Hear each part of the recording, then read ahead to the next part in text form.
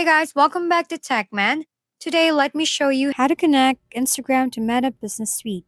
Managing social media without connecting Instagram to Meta Business Suite is basically like trying to run a restaurant using sticky notes and pure optimism. To connect your account, first log into Meta Business Suite, head over to the left side bar where you'll find Settings. Inside Settings, open the Account section and select Instagram accounts. If you haven't connected one yet, you'll see an option to add Instagram account. So go ahead and click that.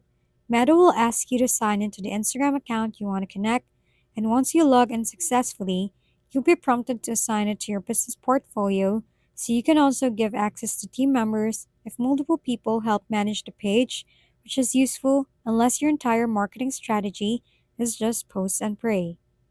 After reviewing the permissions and setup options, click Add Instagram Account and follow the remaining prompts. Once completed, your Instagram account will officially be connected to Beta Business Suite, allowing you to schedule posts, reply to messages, track analytics, and manage everything in one place without constantly switching apps. If we've been helpful, kindly give us a thumbs up and don't forget to hit the subscribe and bell button for more contents.